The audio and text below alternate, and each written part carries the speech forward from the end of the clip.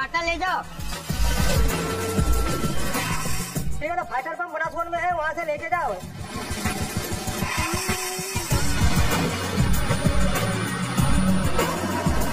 हम 24 घंटों में 50 मीट्रिक टन घी का प्रोडक्शन करते हैं पर डे। 3,50,000 किसान, 16 लाख मवेशी, 50 लाख लीटर दूध, 8 हाईटेक प्रोसेसिंग प्लांट्स। इन्हें आपस में मिला दीजिए और इनसे हासिल होगा एशिया का सबसे बड़ा डेयरी कोऑपरेटिव।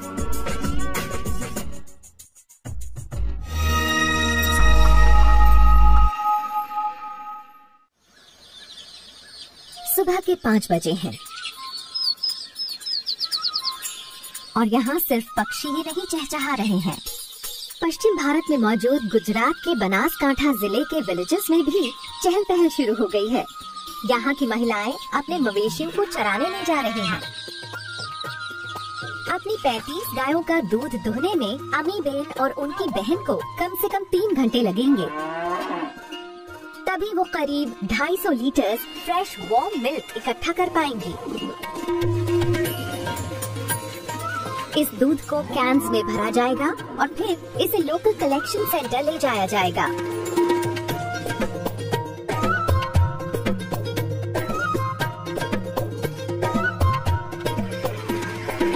सुबह के 6:30 बजते बजते थावर गांव का कलेक्शन सेंटर काफी बिजी हो जाता है। अगले कुछ घंटों के दौरान आसपास के गांव के 1000 से ज्यादा लोग यहाँ दूध जमा करने के लिए इकट्ठे हो जाएंगे और 11 बजते बजते ये ट्रक अमी बेन के गांव से दूध को यहाँ से करीब 70 किलोमीटर दूर बनास डेयरी कोऑपरेटिव हेडक्वार्टर्स पहुँचा देगा। सच तो ये है कि इस पूरे जिले से ही ट्रक्स बनास कोऑपरेटिव की तरफ बढ़ रहे हैं।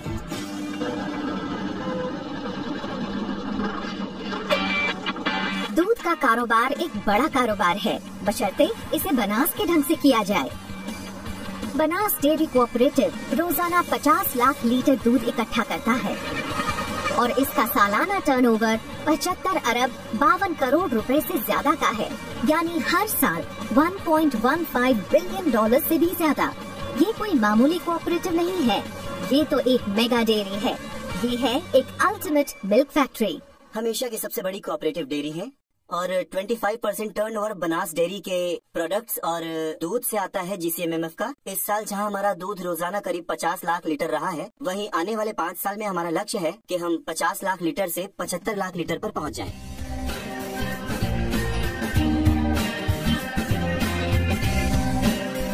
हम कई तरह के पाउडर बनाते रहे हैं। इसके अलावा हम इससे चीज बनाते हैं, मक्खन बनाते हैं, घी बनाते हैं, हम पनीर बनाते हैं और फ्लेवर्ड मिल्क बनाते हैं।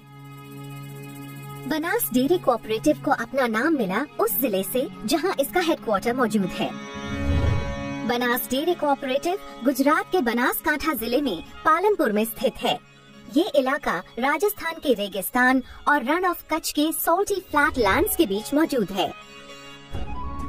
ये एक सूखा और बंजर इलाका है। बारिश का यहाँ कोई भरोसा नहीं।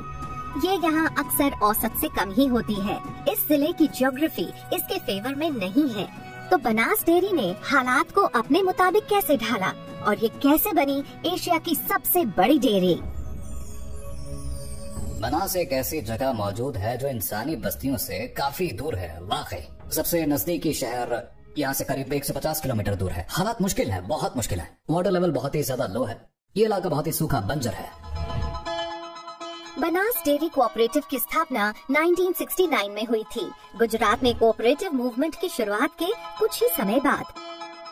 आनंद और महसाना डेयरी पहले ही कामयाबी का रास्ता दिखा चुकी थी।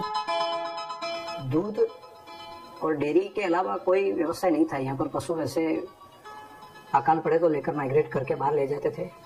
दूध खाने के लिए उपयोग आता था। दूध कोई बेचे तो ऐसी मान्यता थी कि दूध और बेटा दोनों नहीं बेचा जा सकता।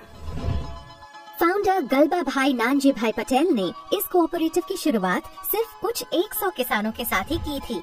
रोजाना करीब 800 लीटर दूध इकट्ठा किया जाता था और अब 5 दशक बाद मेंबरशिप बहुत ज्यादा बढ़ गई है। आज बनास डेयरी के 3,50,000 सदस्य हैं और यहाँ रोजाना करीब 50 लाख लीटर दूध का उत्पादन होता है। ये हर साल लगभग 10% की तेजी से ग्रो कर रहा है। इस कोऑपरेटिव में बनास के करीब 90% गांव शामिल हैं। बनास उन 18 कोऑपरेटिव्स में से एक है जो मशहूर Gujarat cooperative milk marketing federation का हिस्सा है और जो नामी अमूल ब्रांड ऑफ प्रोडक्ट्स बनाती है। बनास कोऑपरेटिव कोई साधारण मेंबर नहीं है। ये अमूल के कुल प्रोड्यूस का 1/4 यानी 25% हिस्सा कंट्रीब्यूट करता है। 10 साल पहले तक इसका नंबर 4था था और आज बनास है नंबर 1 और दूसरे नंबर की फेडरेशन का शेयर हमसे आधे से भी कम है। तो वो Gujarat milk marketing federation business में करीब 25% ही कंट्रीब्यूट कर रहे हैं। तो जहां तक अमूल का सवाल है, बनास का कंट्रीब्यूशन जबरदस्त है। इस कोऑपरेटिव की ग्रोथ और सक्सेस का पूरे बनासकांठा डिस्ट्रिक्ट में फैले 1233 गांव के मेंबर्स की सोशियो इकोनॉमिक हेल्थ पर जबरदस्त असर पड़ा है।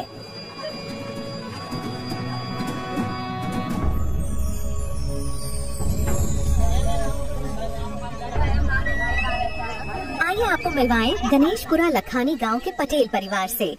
30 सदस्यों वाले इस परिवार की किस्मत बनास डेयरी कोऑपरेटिव की ग्रोथ के साथ सीधे तौर पर जुड़ी है। इनके दादा दरगाह भाई रावत भाई पटेल अर्ली 70s में इस कोऑपरेटिव के एक मेंबर बने थे। दरगाह भाई रावत भाई के बेटे लाला भाई पटेल लोकल मिल्क सेंटर के सेक्रेटरी हैं और उनके भतीजे बेला भाई यहाँ एक कंप्यूटर ऑपरेटर हैं। इनकी गायों का 250 लीटर से भी ज्यादा दूध रोजाना कोऑपरेटिव भेजा जाता है, जिससे इनके परिवार के बच्चों की शिक्षा का खर्च निकालने में मदद मिलती है। मेरे दादाजी ने डेयरी के माध्यम से ही पढ़ाई की थी और उसी तरह से मेरे पापा को भी पढ़ाया था और बाद में हम भी उसी सहाय से ही अभी तक पढ़ रहे हैं। लाला भाई पटेल की फैमिली बनास कोऑपरेटिव पर डिपेंड करती है और ये कोई अनोखी बात नहीं है। बनासकांठा में इंडस्ट्रियल ग्रोथ बहुत ही कम हुई है। ये बुनियादी तौर पर एक एग्रीकल्चरल डिस्ट्रिक्ट है। इस जिले में करीब 31 लाख लोग रहते हैं और इनमें से करीब 17,50,000 अपनी नियमित आमदनी के लिए बनास कोऑपरेटिव पर ही निर्भर करते हैं। साथ मिलकर चलने से कैसा फायदा होता है, इनका सबसे बड़ा ये सक्सेस स्टोरी है। एक डेजर्ट जैसे प्रदेश में, रण प्रदेश में, जहाँ पर हर बार अकाल रहता था, वाटर की क्राइसिस रहती थी, ऐसे क्षेत्र में एक दूध की गंगा मान लो कि पूरी नदी बह रही है। किसी कामयाब मिल्क कोऑपरेटिव को चलाना बहुत ही टेक्निकल काम होता है। दूध की शेल्फ लाइफ बहुत छोटी होती है और गर्मियों में यहाँ टेम्परेचर 44 डिग्री सेल्सियस तक पहुँच जाता है। अगर दूध को स्टोर करने में कोई गलती हो जाए तो वो खट्टा हो सकता है। लेकिन बनास डेयरी कोऑपरेटिव ने एक सिस्टम बनाया है ताकि इस विशाल जिले से इकट्ठा किया गया 50 लाख लीटर दूध प्रोसेसिंग के लिए इस डेयरी तक सुरक्षित ढंग से पहुंच सके।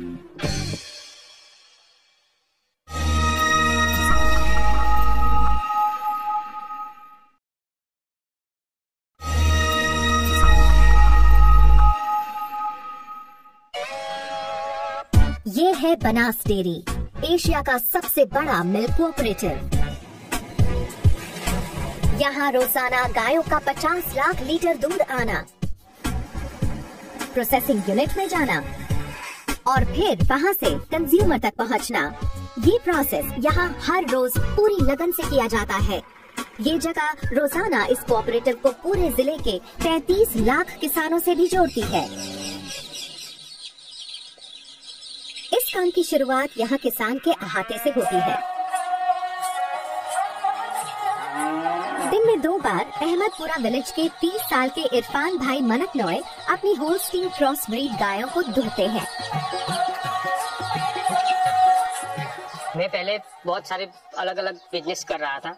बूट चंपल की दुकान डाली, कपड़े की दुकान डाली, डायमंड में भी गया, लेकिन कोई जगह पे मुझे सफलता नहीं मिली। उसके बाद मैंने सोचा कि कोई और ऐसा बिजनेस करूं जिससे मुझे अच्छा मुनाफा, जो मेरी जो लाइफ है वो भी बेटर देन हो जाए।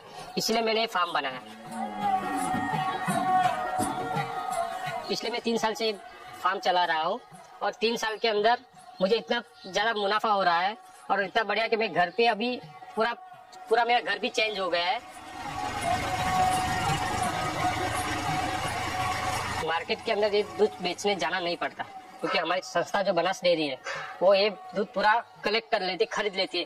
कि हमारे को सिर्फ यहाँ पे मैनेजमेंट सेट करना है और यहाँ का जो जितना भी हम यहाँ से दूध निकाल सकते हैं उतना निकालें, बनास डेयरी पूरा कलेक्ट कर सकती है। इरफान की ही तरह और कई किसान गांव के कलेक्शन सेंटर की तरफ जा रहे हैं। इरफान भाई और कई और किसान बड़ी तसल्ली से यहाँ लाइन लगाए हुए हैं। इस बीच सोसाइटी एम्प्लॉइज दूध की मात्रा नापते हैं और एक और कर्मचारी इसके फैट कंटेंट को मेजर करता है। ये सिस्टम पूरी तरह ऑटोमेटेड है। हर किसान के दूध के आउटपुट को कंप्यूटर में लॉग किया जाता है। इरफान को हर महीने की 16 तारीख को भुगतान किया जाएगा। ये पैसा सीधा उनके बैंक अकाउंट में जाता है। उनकी आमदनी टिकी है दूध की उस मात्रा पर जो वो यहाँ देते हैं और उसमें मौजूद फैट पर। तो दूध भराने के बाद मोबाइल में एक एप्लीकेशन है बनास डेयरी की, उसके अंदर एक मैसेज आता है कि कितना दूध भराया है, कितने रुपए का भरवाया है, कितना फैट है, एसएनएफ कितना है, और पूरा लिस्ट आ जाता है। इकट्ठा किया गया दूध अब प्रोसेसिंग प्लांट भेजा जाएगा। इस बड़े से मिल्क टैंकर में 25,000 लीटर से भी ज्यादा दूध अपनी मंजिल तक पहुंचेगा। ये है पालनपुर में मौजूद बनास कोऑपरेटिव हेडक्वार्टर्स। 24 घंटे के साइकिल में इस कोऑपरेटिव में कम से कम 500 टैंकर्स आएंगे और करीब 50 लाख लीटर दूध यहाँ डिलीवर करेंगे।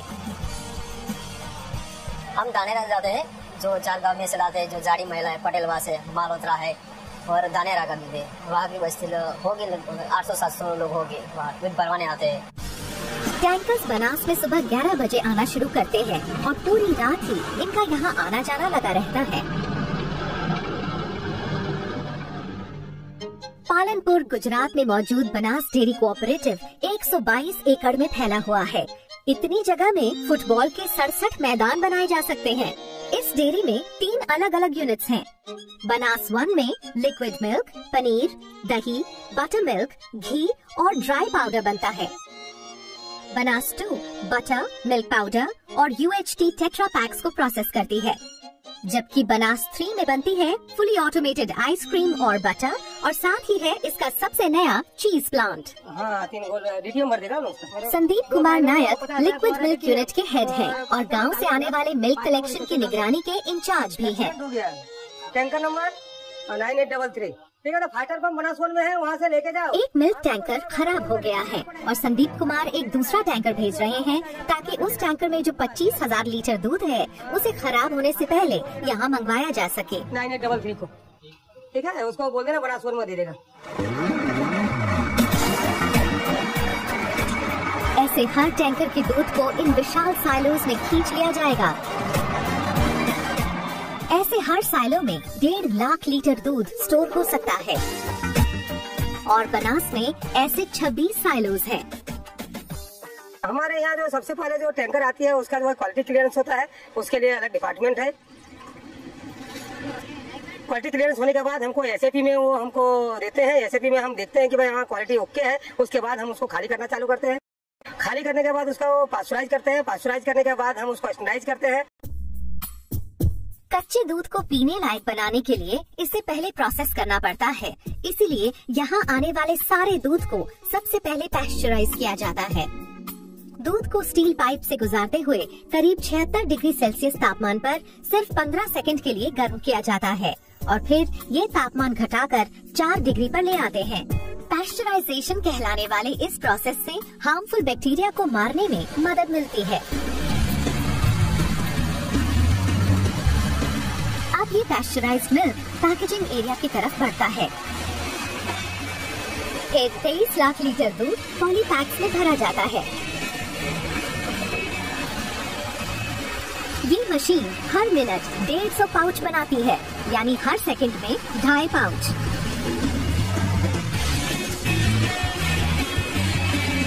अब इन पाउचेस को इंतजार करते ट्रक्स में लोड किया जाता है। अब ये पूरे राजस्थान और गुजरात के बाजारों और दुकानों तक भेजे जाने के लिए तैयार है। करीब 10 लाख लीटर दूध नेशनल कैपिटल रीजन भेजा जाता है। इसमें से आधा दूध इन स्पेशलाइज्ड मिल्क ट्रेन्स के जरिए रवाना किया जाता है। इस मिल्क ट्रेन में 13 टैंकर वैगन्स हैं, जिनमें से हर एक की कैपेसिटी 42,000 लीटर है। यानी सिर्फ एक ट्रेन में ही 5,46,000 लीटर दूध भेजा जाता है और ये अपनी मंजिल तक पहुंचने तक एकदम ठंडा बना रहेगा। ये 36 घंटे तक इस दूध को कुछ होता नहीं है, क्योंकि डेयरी में से हम उसको पास्चराइज करके लाते हैं। अब ये ट्रेन हरियाणा के फरीदाबाद जा रही है और एक नया दिन शुरू होने से पहले ही वहाँ पहुँच जाएगी।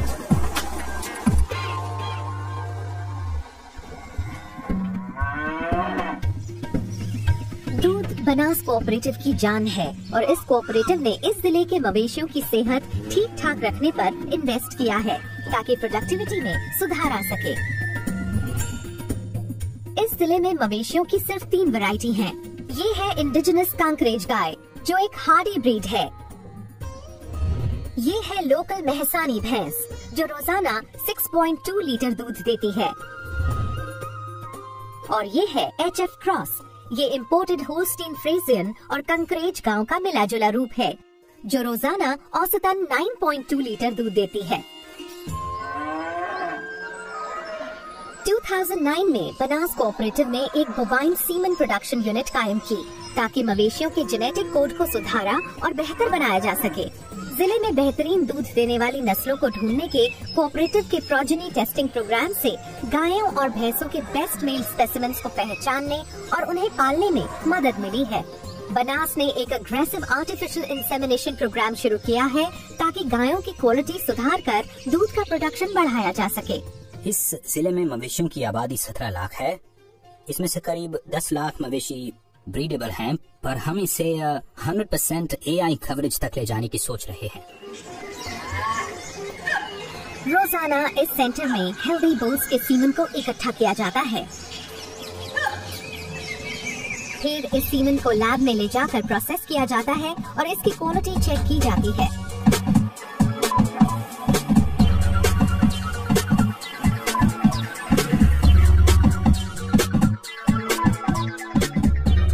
सीमन स्ट्रॉज क्रिएट और कोड की जाती हैं।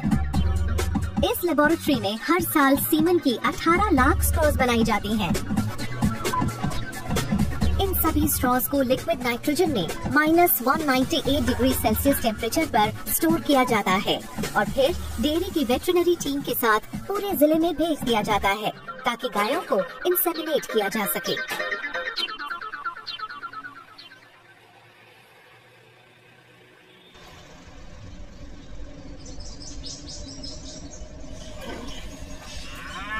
इस कोऑपरेटिव के रोल पर 165 वेटरनरी डॉक्टर्स हैं, जो अपने इन 4 पैर वाले मरीजों के लिए गांव में रेगुलर कैंप्स लगाते रहते हैं। जैसे कि 3 साल की ये Holstein cross. Doctor VR Desai को इसकी देखरेख के लिए बुलाया गया है। इस घबराई हुई गाय का ध्यान से मुआयना करने पर पता चलता है कि कोई सीरियस बात नहीं है। गाय को सिर्फ बुखार है, तो इसे एक इंजेक्शन लगा दिया जाता है।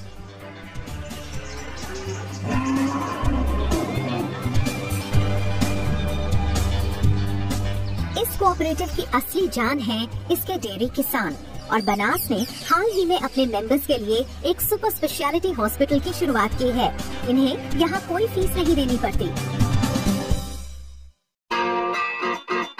बनास डेयरी कोऑपरेटिव के रोल पर 2500 कर्मचारी हैं, जो 3 शिफ्ट्स में काम करते हुए ये इंश्योर करते हैं कि फैक्ट्री 24 घंटे और साल में 365 दिन खुली रहे। और इनका काम यहाँ सिर्फ सही बटन दबाकर फैक्ट्री को चालू रखना ही नहीं है, बल्कि अपने 3,50,000 मेंबर्स का ध्यान रखना भी है। यानी वो छोटे और बड़े किसान जिनके बल पर ये कीमती चीज हासिल होती है, वो सफेद सोना जो इस फैक्ट्री को चलाए रखता है।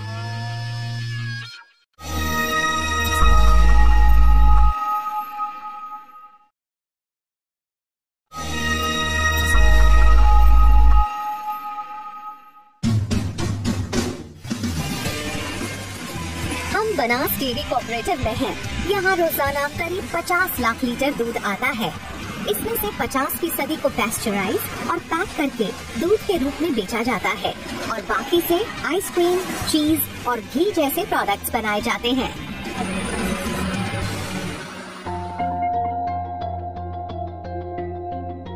करीब 11 लाख लीटर दूध से मिल्क पाउडर बनाया जाता है।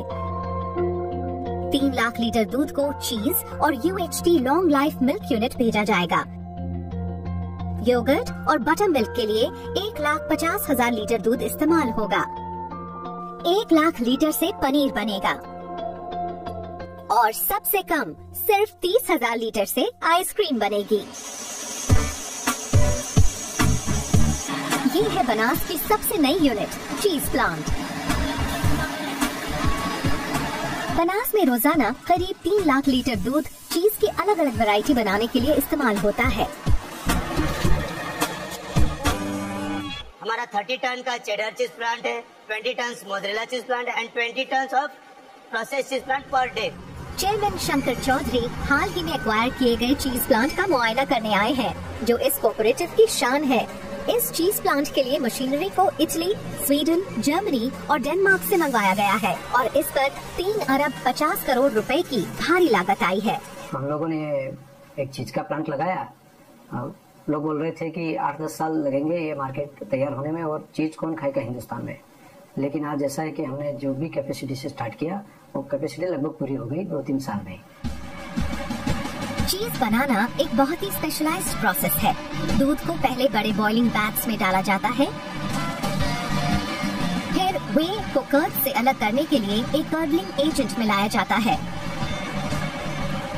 फिर चेडर चीज को स्ट्रेन करके उसके बड़े बड़े ब्लॉक्स काटे जाते हैं। इनमें से हर एक का वेट 20 किलो होता है। अब चेडर के इन ब्लॉक्स को वैक्यूम पैक करके इस विशाल कोल्ड स्टोरेज में रखा जाता है। इसे कहते हैं एक चीज हेवन। अब ये चेडर ब्लॉक्स यहाँ कम से कम 6 महीने रहेंगे ताकि इनकी एजिंग और मैच्योरिंग हो सके। फिर इन्हें डिस्पैच किया जाएगा। हमारा 680 मेट्रिक टन का फेडरेशन से ऑर्डर आया है, जो कि हर महीने आता है। वो मीट करने के लिए हमारा चेडर का प्रोडक्शन होना कंपल्सरी है, जो कि हमने 6 महीने पहले से प्लानिंग करके रखा हुआ है। वो प्री प्लानिंग करने के बाद आज के डेट में हम वो फुलफिल कर पाते हैं मार्केट डिमांड। इस चीज यूनिट से ही कोऑपरेटिव को हर महीने 15 करोड़ रुपए से ज्यादा का रेवेन्यू हासिल होता है। 2016 में बनास डेयरी कोऑपरेटिव की सालाना सेल्स टर्नओवर 75 अरब 50 करोड़ रुपए थी, यानी हर दिन 20 करोड़ 50 लाख रुपए। बनास डेयरी एक कोऑपरेटिव है। इसका मतलब है कि इसके सदस्य इसके मालिक हैं और वही इसे चलाते हैं, जैसे कि अमी बेन, इरफान भाई, दरगाह भाई पटेल और पूरे जिले में फैले अन्य 3,50,000 डेयरी किसान। कोऑपरेटिव जो मॉड्यूल है वो भारत के जीएस में घुटा हुआ ये मॉड्यूल है। तो एक स्वभाव कोऑपरेटिव है हमारा देश का। तो यही सिस्टम से जो हम आगे बढ़ेंगे तो हर किसी का फायदा होगा। डेयरी को चलाने का सिस्टम अनोखा है। इस पिरामिड में सबसे नीचे मौजूद हैं 3,50,000 मिल्क प्रोड्यूसर्स। हर डेयरी फार्मर अपनी local village dairy cooperative society का एक सदस्य होता है। 1281 गाँव की सोसाइटीज 16 सदस्यों को चुनती हैं, जिनसे बनता है बनास डेयरी बोर्ड।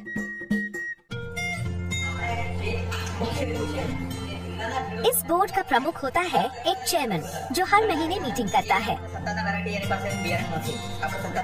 यहाँ ये लोग कोऑपरेटिव बिजनेस का जायजा लेते हैं। इसमें एक्सपेंशन प्लान्स, नई मशीनरी खरीदने और अपने सभी सदस्यों को बोनस देने जैसे मुद्दों पर चर्चा होती है। बनास डेयरी कोऑपरेटिव का बुनियादी मकसद है अपने सदस्यों को फायदा पहुंचाना, उन्हें क्वालिटी सर्विसेज मुहैया कराना और आर्थिक फायदों को आपस में बांटना। खर्च होने वाले हर 1 रुपए में से 86 पैसे इसके सदस्यों को जाते हैं और कोऑपरेटिव अपने बिजनेस को ठीक से चलाने के लिए सिर्फ 14 पैसे ही अपने पास रखता है। ये काम क्योंकि बहुत बड़े स्केल पर होता है, रोजाना 50 लाख लीटर दूध को पैक करके अलग अलग शक्लों में बेचा जाता है, इसीलिए इन पैसों के जुड़ने से एक बहुत बड़ी रकम बन जाती है। बनास कोऑपरेटिव ने पिछले साल अपने सदस्यों को करीब 58 अरब रुपए दिए और डेयरी को चलाने और नए प्रोजेक्ट्स में इन्वेस्ट करने के लिए अपने पास सिर्फ 9 अरब रुपए ही रखे। लेकिन सारा मुनाफा कम्युनिटी को कैश में नहीं दिया जाता है। अपने सदस्यों की मदद के लिए ये कोऑपरेटिव कई तरह के सोशल इनिशिएटिव्स चलाता रहता है। ધ્યાન રાખો કે દાળ એક આપો અને એને પૂરતું આપો, પ્લાનિંગ બગડી ગયું। हमारे पास जो डेयरी एनिमल जिले के अंदर है उनका न्यूट्रिशन रिक्वायरमेंट भी हमको देखना पड़ता है, तो उनके लिए बैलेंस न्यूट्रिशन जो है वो प्रोवाइड करने की भी जिम्मेवारी हमारी है। जिले में मौजूद कुल 16 लाख मवेशी बनास के लिए रोजाना दूध कंट्रीब्यूट करते हैं। मवेशियों को रोजाना 3 बार चारा देना पड़ता है। चारे के अलावा मवेशियों को अतिरिक्त न्यूट्रिएंट्स भी देने पड़ते हैं ताकि उनकी दूध की पैदावार बेहतर हो। कैटल फीड की बहुत बड़ी फैक्ट्री लगाई यहाँ पर और हर रोज का 1500 मैट्रिक टन जितना कैटल फीड पर डे निकले, ऐसी व्यवस्था हम लोगों ने की।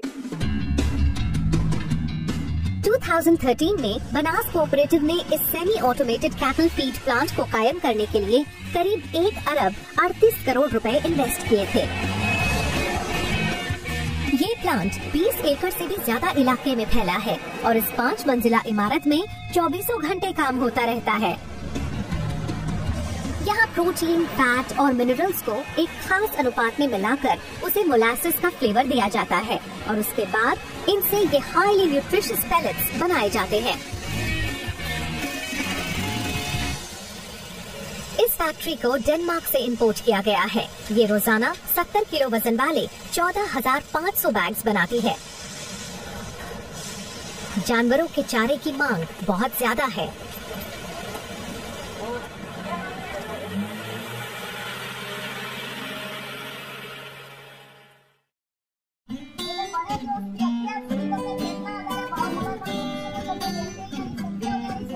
कोऑपरेटिव अपने मेंबर्स के लिए कई मुफ्त ट्रेनिंग प्रोग्राम भी चलाता है। यहाँ कमोडा गांव में कृष्णा बेन देसाई नए सदस्यों को मवेशियों की देखरेख की अहमियत के बारे में बता रही हैं। पहले साल में हमने मीटिंग की और दूसरे साल में हमने ट्रेनिंग की। ये हमारे मवेशियों के मैनेजमेंट के सिलसिले में ट्रेनिंग थी। हमारा ये दीवा प्रोग्राम जो है इसमें मैनेजमेंट से जुड़े सभी पहलू पे नजर डाली और ये 3 साल का प्रोग्राम है और हमारे इस प्रोग्राम में छोटे बड़े सभी लोग मौजूद थे। इस तरह के ट्रेनिंग प्रोग्राम से डेयरी किसानों की बड़ी मदद होती है और वो मवेशियों की देखरेख से जुड़े नए नए तरीकों के बारे में जान पाते हैं।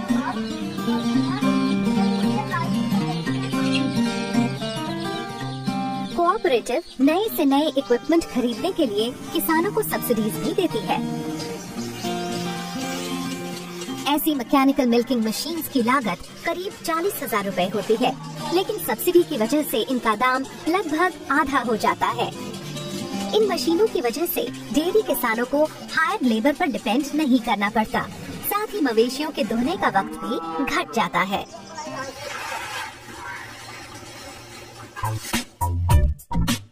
ये डेयरी शॉप फ्लोर में टेक्नोलॉजी को हासिल करने और लागू करने के मामले में भी आगे रही है। यहाँ डेयरी में ज्यादातर प्रोसेसेस पूरी तरह ऑटोमेट हो चुके हैं और यहाँ ह्यूमन इंटरफेरेंस की शायद ही कोई जरूरत हो। पूरी सप्लाई चेन के अंदर राइट फ्रॉम विलेजेस से लेके मिल्क टैंकर से लेके यहाँ पे जो हमारे डेयरी प्लांट्स है वो भी ऑटोमेटेड है। We have tried our best of the best technological inputs और यही इनपुट्स की वजह से ही मैं बोला उस हिसाब से कंसिस्टेंट प्रोडक्ट हमको मिल रहा है। यहाँ एम्प्लॉइज या तो कंप्यूटर सिस्टम को ऑपरेट करते दिखते हैं या प्रोडक्शन लाइन के पैकेजिंग वाले हिस्से में नजर आते हैं। बाकी सारा काम इन ट्यूब्स, पाइप्स और टैंक्स के अंदर होता रहता है।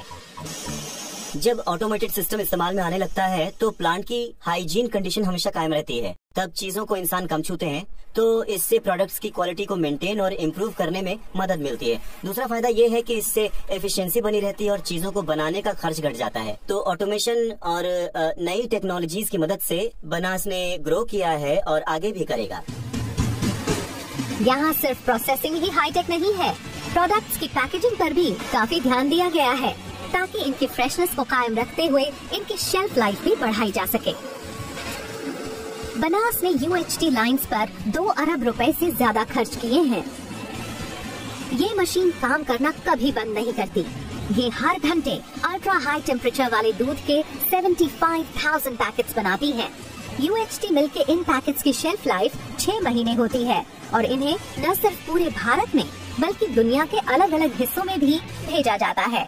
बनास डेयरी अपने प्रोडक्ट्स बनाती है वर्ल्ड स्टैंडर्ड के मुताबिक। इसके प्रोडक्ट्स एक्सपोर्ट होते हैं सिंगापुर, हांगकांग, मिडिल ईस्ट और USA तक। बाहर बेशक अंधेरा हो गया है, लेकिन डेयरी के अंदर काम जारी है। ये कन्वेयर बेल्ट्स कभी नहीं रुकती। पूरी रात चीज को काटा जाता है, मक्खन के टुकड़ों को रैप किया जाता है, दूध का पाउडर बनकर पैक होता है और आइसक्रीम्स बनती रहती हैं, ताकि ऐसा क्वालिटी हाइजीनिक प्रोडक्ट तैयार हो जिस पर बनास कोऑपरेटिव को गर्व हो।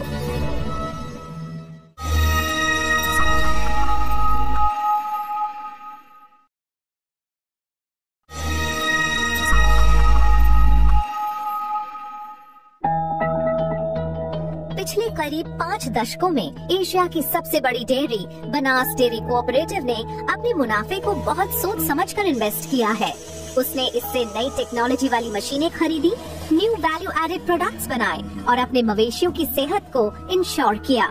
इसीलिए इन्हें काफी नाम और इनाम मिले हैं। बनास डेयरी कोऑपरेटिव को 2017 नेशनल डेयरी डेवलपमेंट अवार्ड्स में लार्ज कोऑपरेटिव कैटेगरी में बेस्ट घोषित किया गया। बनास को टॉप मोस्ट कैटेगरी में पहला प्राइज मिला और इसे कई पैरामीटर्स के आधार पर सिलेक्ट किया गया। अहम खूबियां थी इसका governance structure, quality parameters, adherence to the quality standards, बहुत मजबूत रिश्ता मिल्क प्रोड्यूसर्स के साथ, गांव की कवरेज और प्रोड्यूसर्स के बैंक खातों में सीधे ही दूध का भुगतान होना।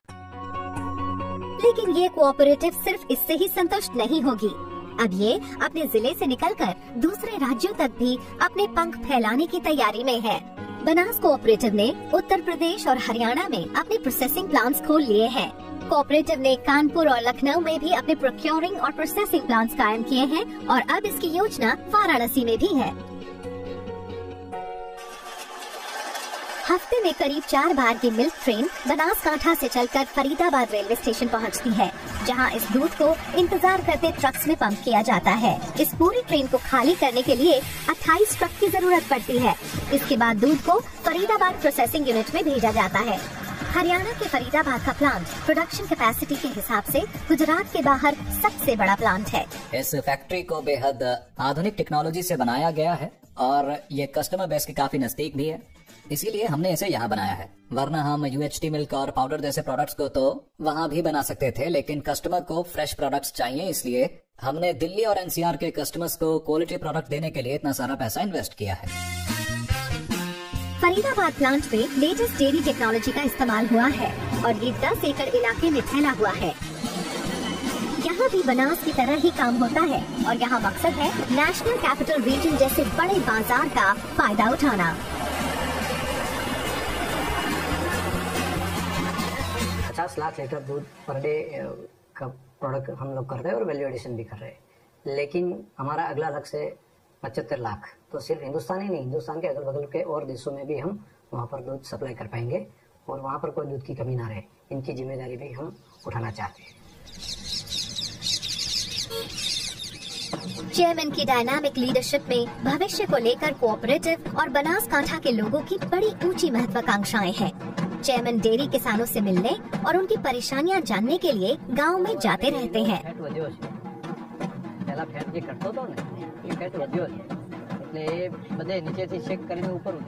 शंकर चौधरी कोऑपरेटिव के विकास में अब एक नया अध्याय शुरू करने वाले हैं। वो बनासकांठा के किसानों की मदद के लिए कारोबार को दूध से आगे ले जाना चाहते हैं।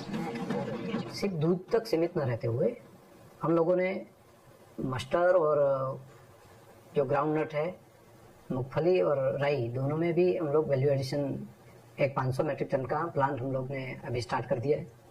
वो जैसे ही तैयार होता है हम लोगों ने एक अनार में से जूस बनाकर पैकिंग करने का काम भी हाथ पर लिया है।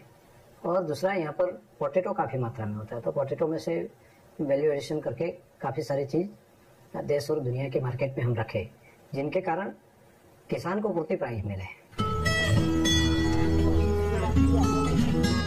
राणा भाई लाला भाई पटेल डेयरी के शहद प्रोग्राम से जुड़ने वाले शुरुआती सदस्य हैं। अपने पहले सीजन में राणा भाई के पास सिर्फ 15 बॉक्सेस थे और उन्होंने सिर्फ 260 लीटर शहद की ही पैदावार की थी। लेकिन इस सीजन में उनके पास 50 बी बॉक्सेस हैं और इन्हें 5000 लीटर शहद का उत्पादन होने की उम्मीद है, जिसके जरिए ये शायद अगले कुछ महीनों में 7 लाख रुपए तक कमाई कर पाएंगे। जो सीजन आती है फूलों की, तभी एक बॉक्स में से 10 दिन के भीतर 6 से 7 केजी हनी देता है। तो 150 रुपये में बनास डेयरी खरीदती है तो 700-800 रुपया 10 दिन में एक बॉक्स का मिलता है हमको। बनास ने अमूल बोर्ड से ये अनुरोध किया है कि उसका मार्केटिंग डिवीजन बनास के शहद, तेल और पोटैटो चिप्स को भी बेचे। हमें हाल ही में बनास के चेयरमैन की रिक्वेस्ट मिली कि बनासकांठा के किसान आलू जैसी अपनी दूसरी कृषि फसलों के लिए मिल रहे दामों से खुश नहीं हैं। नॉर्थ गुजरात में काफी आलू पैदा होता है। उनका कहना था कि वो इस आलू में वैल्यू ऐड करना चाहते हैं। वो आलू प्रोसेस करके उससे finger chips, hash potatoes, patties बनाकर अमूल ब्रांड के तहत बेचना चाहते हैं। बनास कोऑपरेटिव की कामयाबी गजब की रही है। बहुत अच्छे ढंग से चलाई गई इस डेयरी का इस जिले के सोशियो इकोनॉमिक इंडिकेटर्स पर शानदार असर पड़ा है। बनास गांव को मजबूत बनाने के गांधी मॉडल की एक सच्ची मिसाल है। इसके जरिए इस जिले का करीब हर डेयरी फार्मर समृद्ध बना है। बनास की ग्रोथ वाकई अनोखी है, क्योंकि इसने सिर्फ रोजी पर ही नहीं बल्कि शिक्षा और सेहत पर भी बढ़िया असर डाला है। हमारे सामने जो सबसे बड़ी चुनौती है वो है किसानों की अगली पीढ़ी। हम चाहेंगे कि युवा पढ़ने के बाद भी गांव में रहें और दूध का उत्पादन करते रहें, और ऐसा सिर्फ तभी होगा जब मिल्क या डेयरी बिजनेस बहुत कंटेम्पररी और मॉडर्न होगा। तो इसके लिए बनासकांठा ने पहल करनी शुरू कर दी है। वहाँ कमर्शियल डेयरी फार्म्स प्रमोट किए जा रहे हैं। तो अगली बार जब आप ब्रेकफास्ट करने लगे, दूध का एक गिलास पिएं, टोस्ट पर मक्खन लगाएं, चाय के प्याले में दूध डालें या फिर तपती गर्मी को किसी आइसक्रीम के जरिए हराने की कोशिश करें, तो याद रखें कि ये चीजें बनास से आई हो सकती हैं, जो भारत के सबसे तेजी से बढ़ते डेयरी कोऑपरेटिव्स में से एक है। इसके मालिक हैं 3,50,000 किसान और इसका हेडक्वार्टर मौजूद है सूखे और बंजर बनासकांठा में।